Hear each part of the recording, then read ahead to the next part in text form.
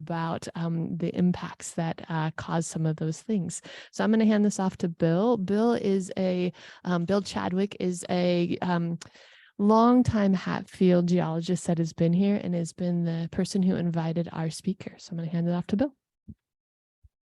Thank you. Thanks, everybody who's here and online. Our speaker today is Marcus Chaknova. Marcus has a really remarkable story to tell. He was the lone geologist on a research cruise in April 2022 to the Lau Basin in the Southwest Pacific that mainly had biological objectives. Geology was likely to be only a small component of the science going on, but that changed when they discovered that their research areas had been severely impacted by the huge volcanic eruption in Tonga that had occurred 3 months earlier, despite being over 100 kilometers away. Suddenly, geology was very important. So this is a story about the role of serendipity in science, about adapting on the fly to take advantage of extraordinary opportunities. And it's also a story about unraveling how large volcanic eruptions can affect the deep sea. So I'll hand it over to Marcus.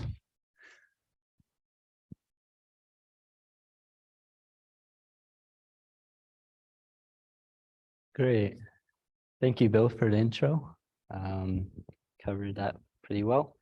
So I'll kind of take you through a story of how we can apply different disciplines to this specific case.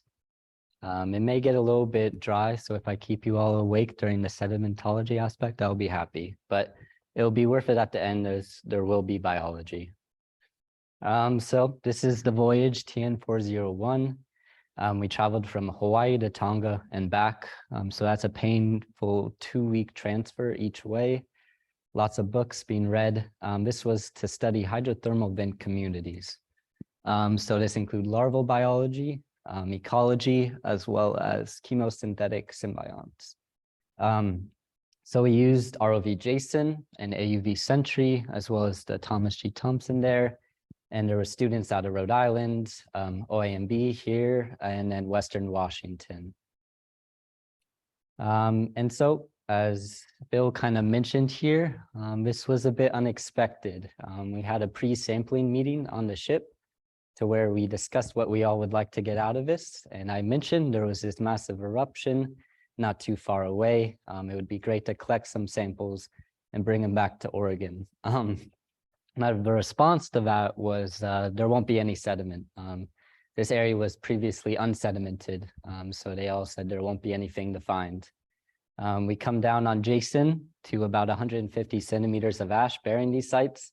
And so my lead PI turns to me and says, well, get to work. So that's what I've been up to. We collected push cores, bag samples, measurements, a lot of ROV video, I know because I've watched all of that. Some really cool culturing experiments where we collected them in pressure vessels and actually brought them back from Tonga and on a plane from Hawaii to Oregon. And then they lived a few weeks after that. And then unfortunately, a lot of snails crushed. So I'm going to back up a little bit and give you a little background on volcanology because we're not all volcanologists here. So volcanoes, they occur in different geological settings. And this is largely dependent on plate tectonics. So here in Oregon, we have a subduction zone off the coast. This is where oceanic crust subducts underneath our lithospheric crust, and this produces all those Cascadian volcanoes. And then in the middle of the ocean, we have spreading ridges. We call this a divergent boundary where plates separate.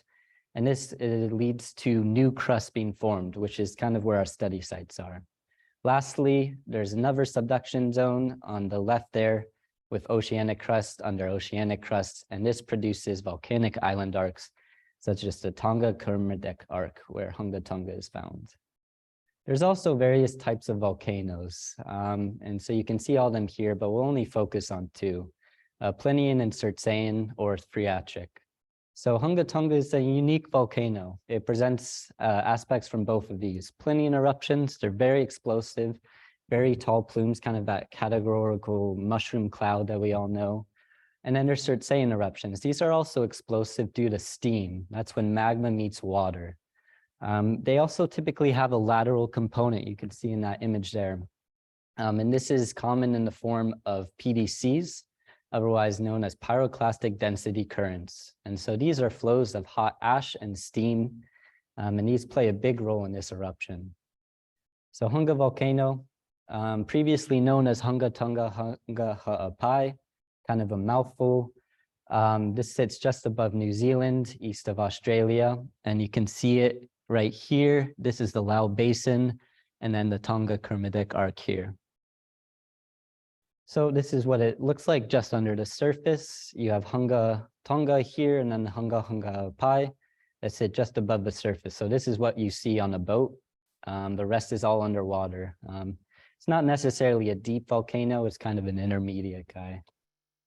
So looking back at recent activity, 2009, there was some syn activity with lots of PDCs, so you can see them traveling over the water surface there. There was also discolored water, which is a trend that we'll continue to talk about. 2015, this was an important eruptive series where new land was created. This was previously Hunga Tonga and Hunga Ha'apai separated. This eruption actually connected the two. So if you've seen like the Pixar short Lava, this is the real life story. As you can see here, this is the entire caldera. And here are different cones from different events. And then the new land bridge that was created, as well as the coral reef. There's a lot of scientists interested in how that's reacted to all of this volcanism. This just shows some of that land deformation that occurred with that land bridge that was created in 2015. So we turn our eyes to the most recent eruptive series starting in December of 21. This was several weeks of very prolonged activity every single day. Pumice rafts were formed, so a very low density, high vesicular rock that floats. This often shows up on shores and causes problems in shipping lanes. Decent sized plumed form, ash dusting on the Tongan Islands. And then what we're really going to focus on is kind of that land removal. So you remember that land bridge and the 2015 event, that is now gone due to a large eruptive activity. So it's now Hunga Tonga and Hunga Ha'apai separated once again. The 14th of January was a decent sized plume, but it's really the 15th is this event that you've all heard of that caused the shutdown here. This is the one that broke several records in plume height, plume size, lightning, major eruption, the largest we've seen in modern day. And something to note here, lightning, it's very important for plumes. There's particle interactions going on in there, and lightning gives us a sense of what might be going on as the static electricity is generated. So this broke records by a long shot, over 200,000 lightning strikes in the peak hour, which is just remarkable. And lastly, there was a major tsunami that did wipe out and inundate a lot of the Tongan Islands. So this is a quick video here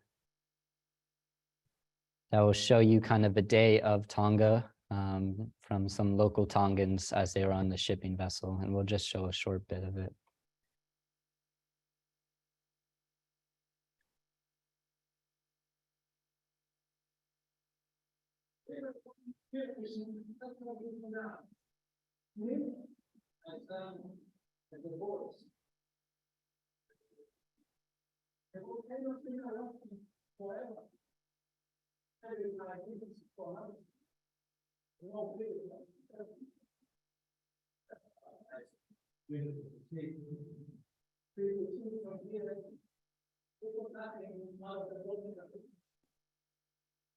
Then we see the eruption was getting bigger.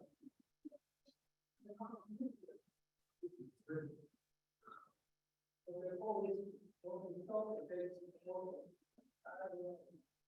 okay, that's also right here.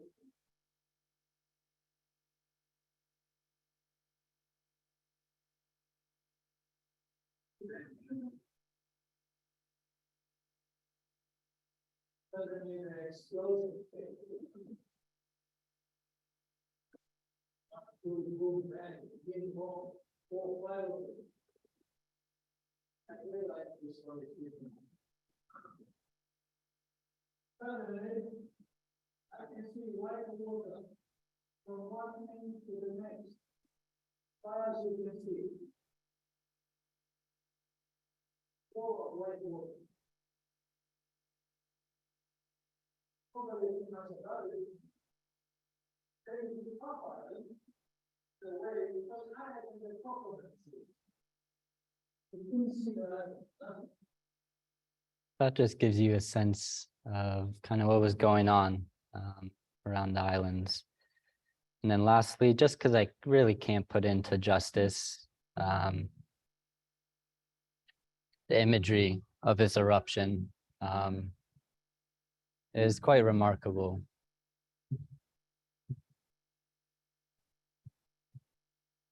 You can see all the discolored water as well. And then as you start to see, this one activity forms, and then some PDCs start to form and travel over to surface water, and they later develop.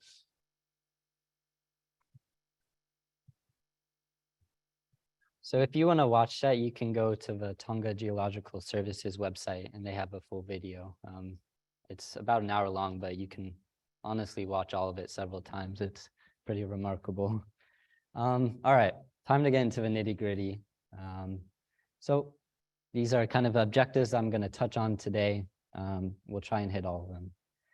First things first, you got to identify the source. As a volcanologist, I kind of would say it was fairly obvious this was from Hunga, Tonga, but confirmation is good, especially for biologists. So we know there was PDCs, and these transformed into submarine flows.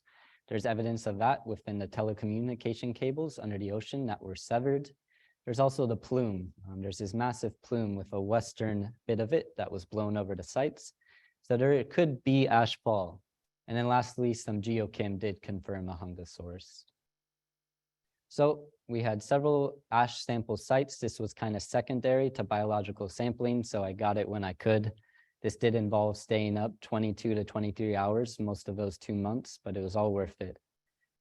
We collected several bag samples and some push cores, S5 in the north and then S7 just south of there. As you can see, around that S5, that depth measurement is close to 150 centimeters. That dwindles down in the north and the south, but still significant amount of volume. And then I'll show this guy real quick.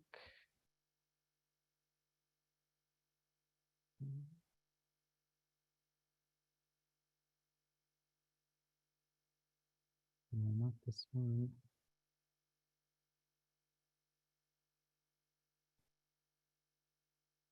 Here we go. So this will show you horrible ROV video.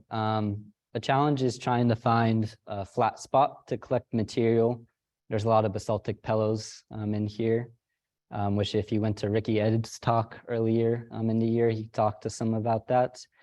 Yeah, so it's a challenge to even find a sampling spot. There's a second challenge of trying to land without disturbing material, which is incredibly fine, very talented ROV pilots. And then the first step we take is to get out this old temperature probe we found on board.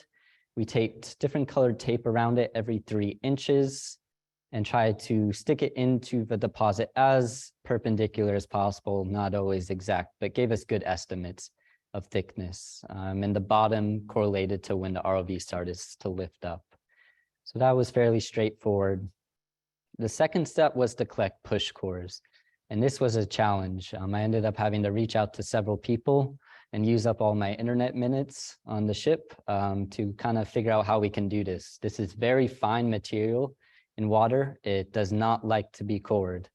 So I ended up reaching out to a bit of an older marine geologist. He was on ships a few decades ago, and he recommended we use pantyhose around the end of a core. As you can imagine, modern days, there's not many pantyhose on board. So we had to kind of find an adaptive solution of using a fine mesh, as well as a 3D printed suctioning end cap. And that ended up doing okay. And then last step, so we skim forward here, is to just collect a bagged sample. And so it's the canvas bag, nothing special about it other than it holds all the fine material in, and we scoop. And so this does not retain that layering that you would see in a deposit, which is very important, but the cores do. Okay. So let's characterize what we saw. So we're only going to focus on the cores today. So you got this core on the left. This is kind of the northern core from that deep deposit. And this is fairly homogeneous if you were just to look at this. These were CT scanned at the MGR in Corvallis, and they take them to the veterinary school to actually run the cores through. I thought that was quite an interesting experience. You have like dogs waiting in the lobby and you're holding your cores. And then you have this core to the right. So this is a heterogeneous core. You can see distinct layering. And there's like kind of a reddish tint to that lower layer and kind of a grayish tint to that upper layer. You also might see some parallel laminations here in this core in the CT scan, and those are important as well. All right, so grain size, this is where I might lose some of you, but stick with me. This is a very important thing for volcanologists to understand. So the first thing we do, we take it up to a laser diffractor. It's a really cool instrument, and we run it through there, and we get a grain size of all the material.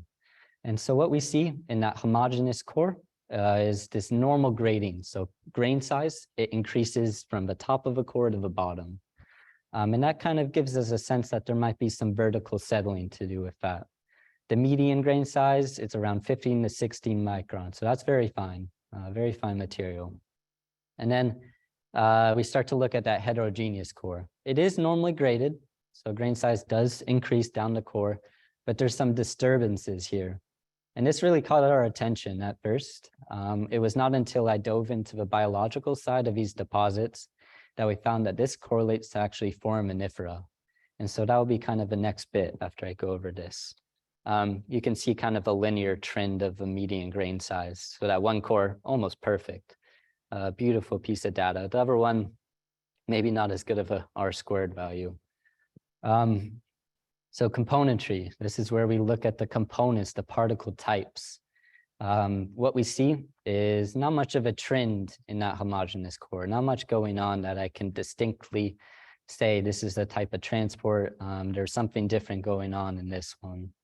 But this core has a lot to tell. What I can make out is two distinct peaks. And so this kind of lighter green correlates to biological particles. And then this kind of magenta, not sure what you would call that color, but those are lithic. So these are older volcanic particles, seafloor particles, a range of things that are not freshly erupted from Hunga, Tonga. So there's two peaks there that are fairly easy to make out. One thing that's important is that volcanic glass is dominant in these cores, and that volcanic glass is Hunga, Tonga. That changes at the bottom of this core. Biological and lithic start to take over. So the median grain size in this is very fine. This stuff is only about, this is the coarser material, and I say coarse because it's above 125, which is not necessarily coarse to most people. So that means I had to dive more in depth to the finer material, which means a lot of hours on SEM and the microscope, which if you ever worked on a microscope, it's a long day. So this is what the fine material looks like in this one core here. Not much to tell in the core stuff, not much to say in the very fine stuff, but something happens here in the middle range. You see a jump, a spike in biological particles, and I'll describe what that means a little bit later. You might see some blanks here. This is still information we are still working on. So this is ongoing, so trends might appear later on in the analysis, but as of right now, homogeneous in this core and the fine material. Still those two trends here. One important thing to notice is that the lithic material, this kind of turquoise color, it lags behind the biological material by a centimeter. And so that we think is due to density settling differences, nothing to say as far as transport. All right, so this is kind of a bulk of things, understanding how transport worked. And as you notice, the biological particles, they show a bit of a trend, which means I had to use my undergrad degree. I did have a marine science degree from Oregon Institute of Marine Biology, so I'm glad I got some use of all those years of tuition. So the first thing was to use a forum approach. I have to thank Martin Crundwell out of GNS New Zealand. Without him, this could have never been as in-depth as an analysis as it was. So this really brings things into light. There's two very distinct peaks here, marked by the black bars. So this is forum concentrations per layer. And as you can see, a very large peak around 3 centimeters, and there's still a significant peak down below. We also counted forum fragments. So this is important. We actually did that. I was a bit hesitant when he said we should do this, but I'm glad we did. What we see is this peak as well in the lower layer, but there's this kind of mountain tops going on here. And if you remember, I mentioned there was parallel laminations within that core, and I'll go back and show you. There's parallel laminations. That lighter color actually corresponds to forams. And so what we see is it actually is forum fragments, and that kind of matches up really nicely. You can also see the same peaks match up better now with the lithics. So this is really important for transport. If you've ever read anything about turbidity currents, forum plays a huge role in understanding how those got there, where they came from, the energy within them. And so we've been able to use fragments as a sense of energy of flow. So the more fragments, the higher energy of that flow. Whether they are eroding them from the seafloor or breaking them up during the flow, it still correlates to a higher energy. While you see kind of lesser forum fragments here, but a larger amount of whole forams, this means a lower energy flow, a lower energy transport regime. So if you know about forams, they have a calcium carbonate skeleton. When these start to dissolute, these create this calcareous ooze, which is really important to understanding marine sediment. So this is only evident in that heterogeneous core, the layered core. That's the only place where there's these dominant forams, and it comes in distinct layers. And then, as I mentioned, the preserved and fragmented, that's really important for transport. There's also siliceous ooze. So this is radiolarians and diatoms. We all know about diatoms. This is actually only in the homogeneous core. So this does not appear in the core with the forams. There's one or the other. So I was really curious why you might have one with siliceous versus one with more carbonate material. And so I'll just show some images of all the radiolarians and diatoms because I think they're just so cool, all the shapes and forms they come in. This one's one of my favorite diatoms. It has a formal name, but I just call it the spam masubi for obvious reasons. Probably too many hours spent under the SEM. All right, so let me tell you what this actually means. Why is this important? So there's subglacial and then there's glacial sediment. During subglacial periods, we see a lack of dissolution in these marine sediments. So they kind of remain that grayish color and they remain more whole. During glacial periods, we see an increase of meltwater leading to an increase in dissolution in the marine sediments. And as these start to dissolute and break down, they form a red clay. And so what we're talking about is forams breaking down, that calcium carbonate skeleton. And 3 important sediments to know is oozes, clays, and muds. Kind of sounds like a kindergartner definition, but I'm quite fond of it. And so we noted the siliceous and calcareous, very important to know, as well as your CCD. So this helps us actually depth maps marine sediments. This is the layer at which calcium carbonate starts to break down rapidly. And so we can actually monitor where these marine sediments might have originated from in these transport regimes. This is some old material, but it still stands true today. Some kind of 3 main types of marine sediments. You got pelagics, you got hemipelagics, and then special ones. We won't talk about those. Pelagics, this is kind of what we see in that homogeneous core, so the siliceous material. You have a little bit of lithics. If you remember, there's a lack of lithics, but there's a large amount of siliceous fossils, radiolarians and diatoms. And this kind of changes between an ooze or a clay based on that siliceous composition, not too important for us. There's also hemipelagics, and this means a greater amount of lithics, which there was in this heterogeneous core, and there's a greater amount of forams as well. So it's mostly forams and lithics, and then you have the input of Hunga Tonga. So we can actually trace back where these sources of this material came from. We know there's Hunga Tonga particles, but what happened in that 80 to 100 kilometers between the volcano and these deposits? We're trying to paint a picture of something we can't quite see because it all travels under the surface, not on the mixed layer. This is all deep sea stuff. So we can say there's two units. I won't go any more into that today for fear of boring you, but there's two units. The first unit is that kind of laminated unit. That has that calcareous ooze layers in it of all those forams. Then you have this bottom unit. If you remember, that had a reddish tint to it. This represents our reddish clays. So this is older sediment that's been broken down. So what we can take from this is that this older sediment had to involve a higher energy flow, as I mentioned. This had to be eroded from the sea floor. This stuff, these forams, these are far more juvenile, they're whole, they show no signs of dissolution or encrusting. These are most likely from a non-erosional flow. They may have been picked off of seafloor, or these may be evidence of ash fall. I'll talk why it's probably not ash fall. So this kind of shows you this top layer is what we categorize as a dilute flow. And then this bottom layer is what I've termed a benthic flow. There's really no term for this right now in a volcanic induced environment. So right now we're going with benthic flow. And as something that's really important is this boundary layer right here. So in this boundary layer, this is a large amount of forams right here. As you know, forams are very low density. They take a while to settle. So what we said is that this lower benthic flow came first. This eroded the seafloor and was deposited first. Forams settled out from that, and then this dilute flow comes in. And so I'll show you this next core. This one's a lot more questions left here. As you remember, there's a lot of radiolarians and diatoms within it, so we've categorized it as radiolarian ooze, maybe limited diatom ooze. It doesn't have that green coloration. And so there's still a major question here. This came from that deposit that was 150 centimeters. This is only a 30 centimeter push core. That's all we had. So we're missing the majority of that deposit.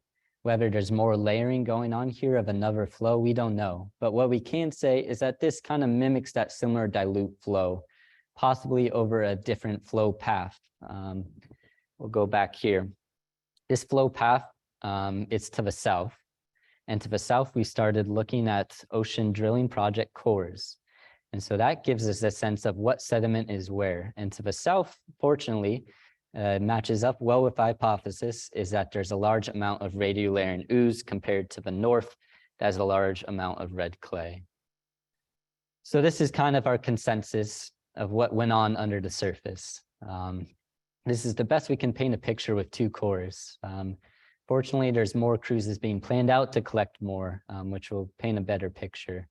But what you can see is two distinct flows with different depositional and erosional regimes.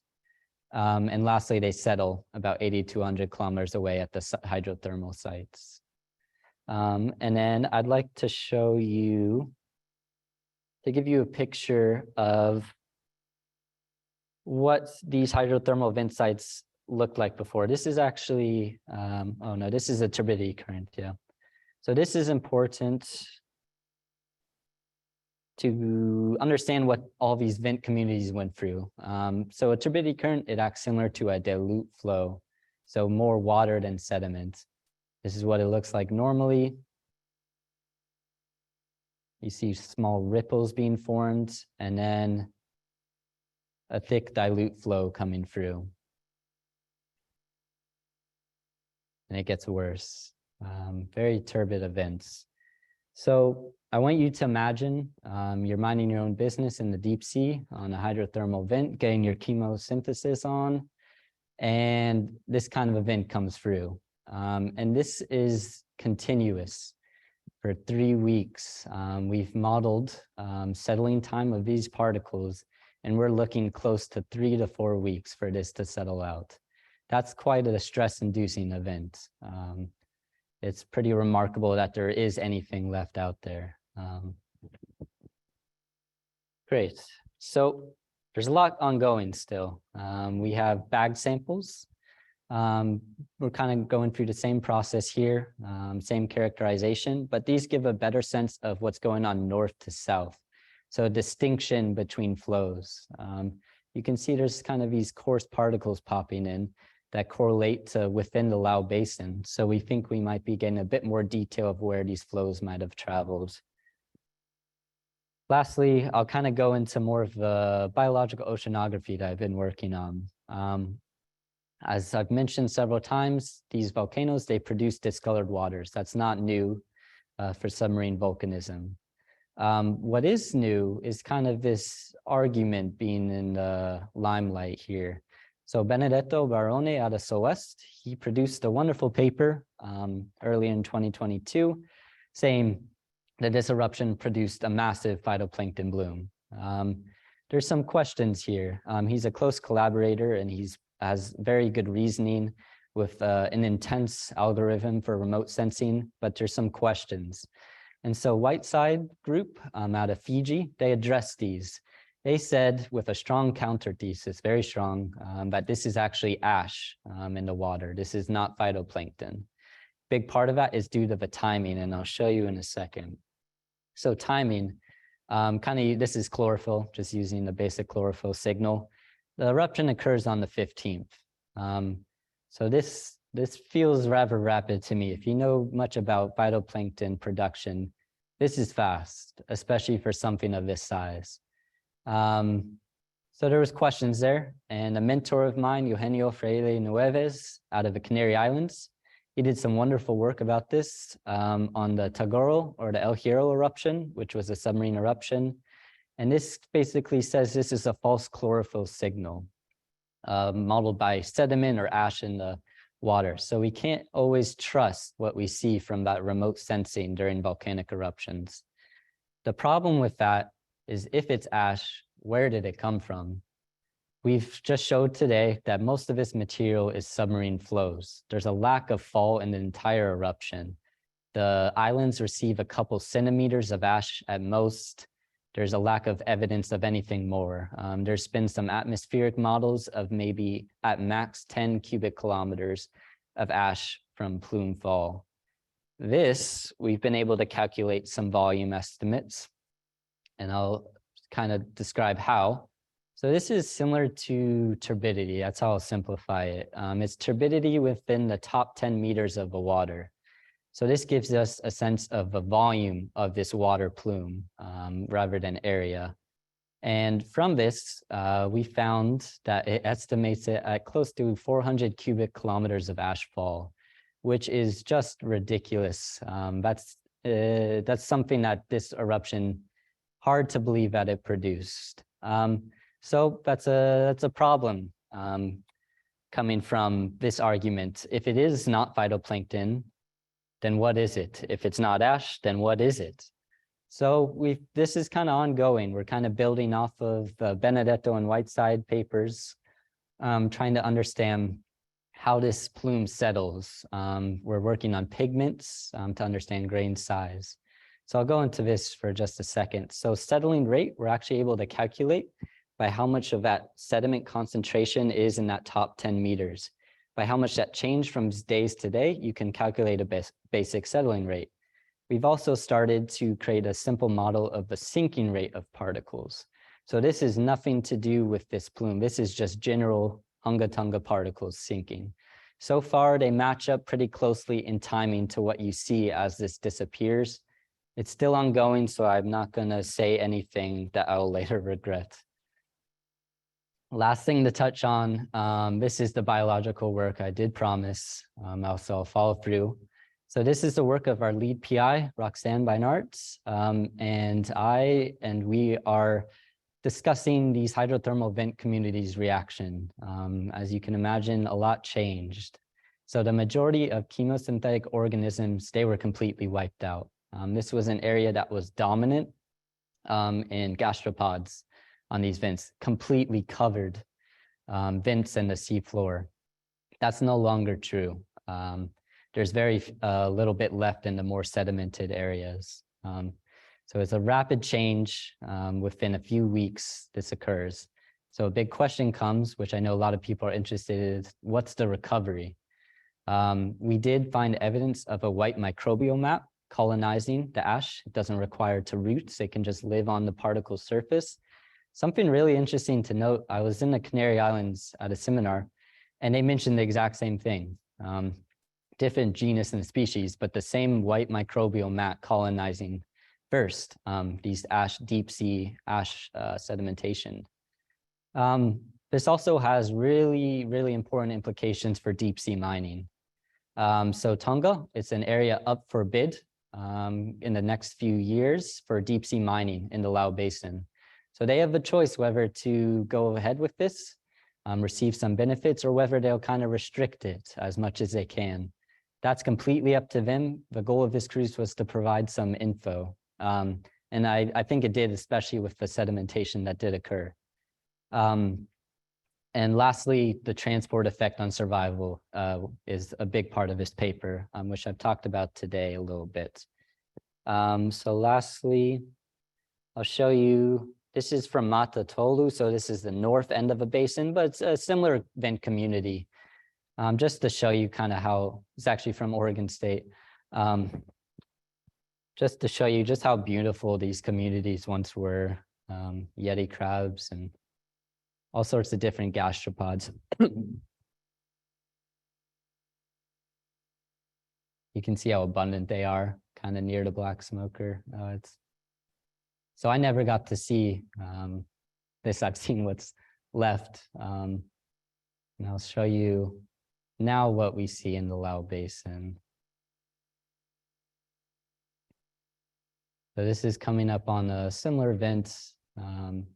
It's got a black smoker just on the other side of it. So similar conditions. You can see even the upper parts of this vent. This is a tall vent too. Even the upper parts are covered in sediment. Down below, it's just completely buried in sediment, everything below the vent. So everything that couldn't make it to the tops of the vents got buried. Everything on the vents have a bit more chance, but you can see there's nothing left, at least on that one. So look for that paper. Okay, lastly, why did I do this? It's an important question to ask yourself. So 3 main reasons. We got human hazard, submarine effects, and then there are more long-term things. So human hazards with volcanoes, there's always an ashfall hazard. This is a problem with lungs. This eruption produced tsunamis as well as PDCs, which are incredibly dangerous, especially if close to shore, which also have implications for where we lay our submarine communication cables. This especially holds true for Oregon and Washington. These happen to be in areas of very high risk for turbidity currents. And so there's a lot of questions going into this now that we've seen what happened in Tonga. They were cut off from the world during this event because all of our communication cables were severed. So it's an important thing with how much we surround ourselves around communication. There's also this submarine effect, which most of you might be more interested in. So that mixed layer I talked about, are we seeing kind of a suffocation of photosynthetic output? Or do we see growth due to a growth of limiting nutrients? That's a big question with submarine volcanism.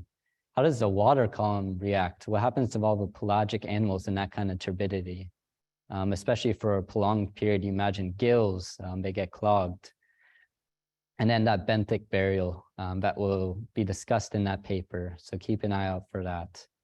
There's long-term effects. There's atmospheric cooling and heating that occur with different volcanism. A new sediment basin was formed from this eruption. As you can see, this was unsedimented area.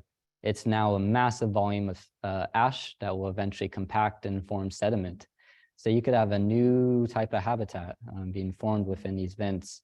And then lastly, recolonization, very interesting topic. Last thing to touch on, which I just could not skip, is parachute science, since we were in foreign waters. If you don't know what parachute science is, it's when a colonialist nation such as us, we swoop into developing nations for research. It's often hot topics such as a major eruption, something like that. We disregard the local scientists and their knowledge, and it benefits us. And then lastly, there's a lack of this long-term influence there. That's very important. So this benefits the colonial science, while it comes at the expense of all those scientists and developing nations, which are just as competent and skillful. So there's a lot of questions on what we can do. If you haven't yet, I'd recommend looking at the Deep Sea Survey, which came out a few months ago. This was the remarkable survey which touched on the inequitable science of deep sea research, because that's what it comes down to, is resources, unfortunately. So what can we do about in the short term? If you're looking to study in foreign waters, just apply for the permits. I know this seems fairly given, but there was a research recently in coral reef studies that found only about 30% of those studies actually apply for the appropriate permits, which is remarkable. Second, involve that local knowledge. You can't believe how important it is. With Hawaiian volcanism, that's helped us shape a huge part of the volcanic past. With Tonga, it's given us a picture of on-the-ground sightings. And then lastly, that long-term involvement with the local population, very important. And I'll leave you with this. The TGS, they played a huge role in this eruption. They still are. They are a group of self-made geologists that went to college on the nearby Fijian Islands, and they have a remarkable amount of information on the volcanism in the area, especially Taniela Kula here to your right. He's the Minister of Environmental Resources. If you're interested more in this volcano, look at their YouTube channel and their website. They have great information, including a new volcano in that area that has similar threats as Hunga, Tonga. So keep your eye out on that, on how they continue to research. Thank you very much.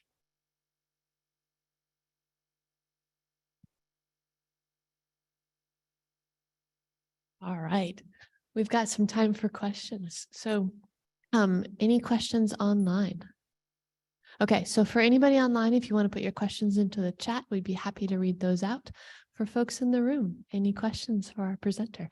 I knew Bill would have something. Hey, Marcus, thanks for a great talk. I have a couple questions. So were all of the vent sites completely wiped out that you visited? Yeah, so you didn't get to the edge of the deposits where they were thinner and you could kind of see how thick was too thick and all that. Absolutely, yeah. So we got to the north and southern edge. So you can see here S10 and S11, there's no Hunga ash. Oh, there is. We got close to that in the north, not quite. Matatolu was, I guess you could say, no ash, which is quite a bit north. But we didn't get to see how far the run out of these flows are. And I would be surprised to not see it go another 100 kilometers. It's an amazing. Like at S10, and those are vent sites. These are all vent sites, yeah. So these kind of pockets of samples come from different vent communities. And were all the like S9 and 8, were all those dead? So wiped out, completely wiped out in Tokam. This is the Tokam vent site. Limited stuff here. Okay. Rarely chemosymbionts. It's mostly yeti crabs and other things that have the ability to somewhat move. Right. And we're quite curious. This has implications for coral reef symbionts, because we're quite curious whether it's suffocation or whether they actually expelled their symbionts due to stress.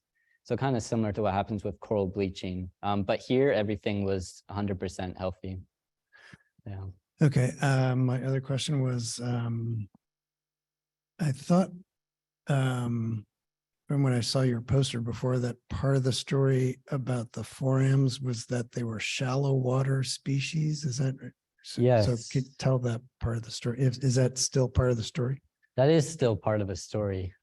If any of you know much about forams, you can actually dye the cytoplasm within them, which was our first approach to kind of see if they were recently living or long dead.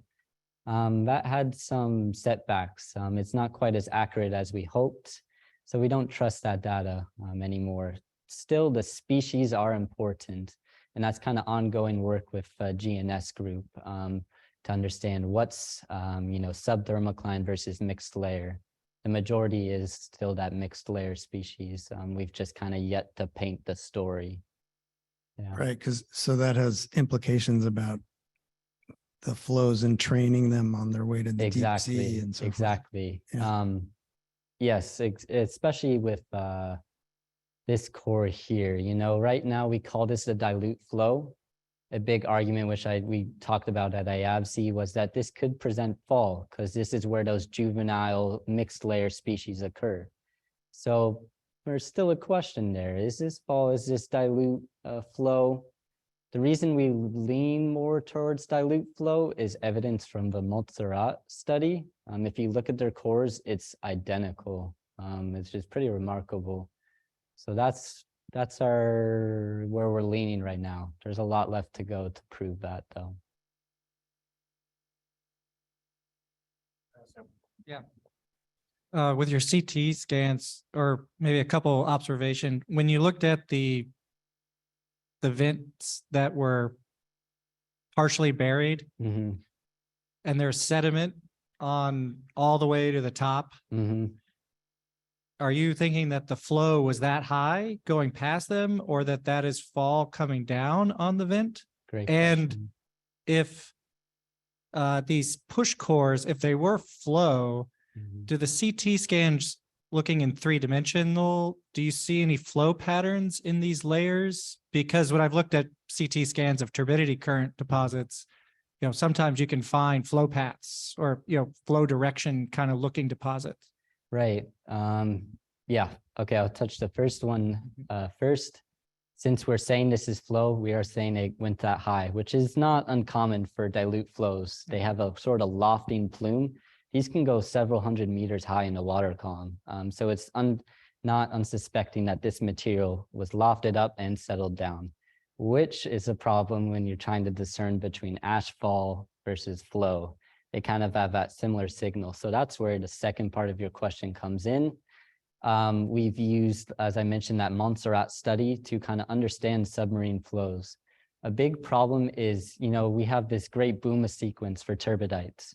For these volcanic induced PDCs, there's not the studies yet. We don't know what they transform into. This is kind of new stuff we're trying to work through. So the Montserrat study has been our primary thing to base off. This is what the sequence looks like for a volcanic induced submarine flow. We had originally thought it sort of mimicked a Buma sequence. There is some cross bedding down here. I don't think so. I think it's quite different from a turbidite sequence, though. But good question. Any questions online, Roseanne? All right. Any other questions in the room? All right, hang on a second.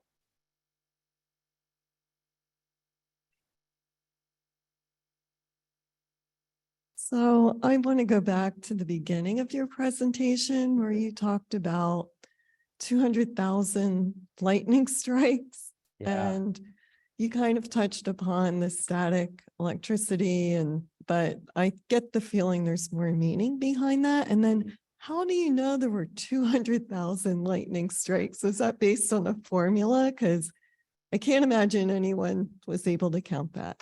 Yep. So a great person, Alexa Van Eaton out of the Cascade Volcanic Observatory. She's the lead on this project. I've been fortunate to work closely with her, which gave me the 200 lightning strikes. They actually can't observe these lightning strikes. Many of them happen within the plume to where we can't see, and they're micro events. A big calculation of that comes from a special type of satellite observation. And I won't go too in depth because I actually don't understand it completely. What's really wonderful, if you look online later today, there's some great papers out there modeling these strikes, and they follow this wonderful circular pattern that kind of mimics the plume. And so there's some belief that this can give us a sense of where ash is occurring in this plume, which is very important information, especially for ash fall. Yeah, I'm by no means a lightning expert. It is. So that would, so it correlates to the ash and It how correlates. it's moving? Exactly. So more particles, more lightning that will occur. Yeah. Yeah. All right, looks like we might have a question online. Go ahead, Roseanne. Marcus, will you go back and collect some more ash, please?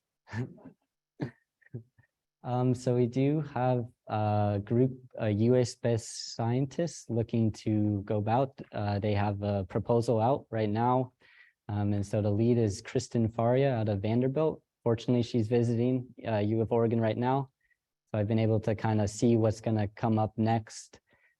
This cruise, this is actually a proposal for a series of cruises. So we are suspecting to go back, I believe, 2025.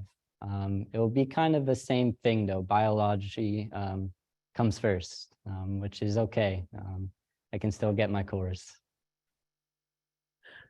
All right. Any other questions in the room? Any other questions online? All right. I think we give one more thank you for Marcus joining us today.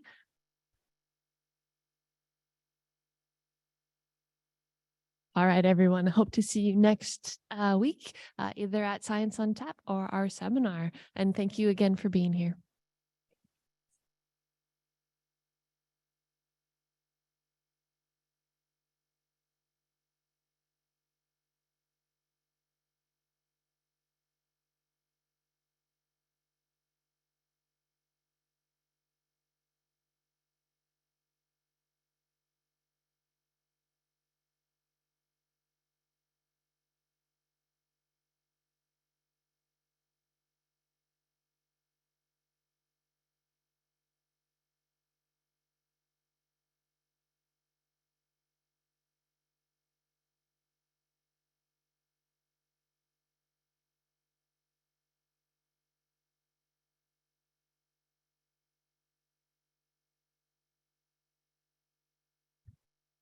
All right, for folks online, we're going to end today's presentation. If you need to see it again, you can check out the recording in a couple of days on the past seminar page. Thank you, everyone.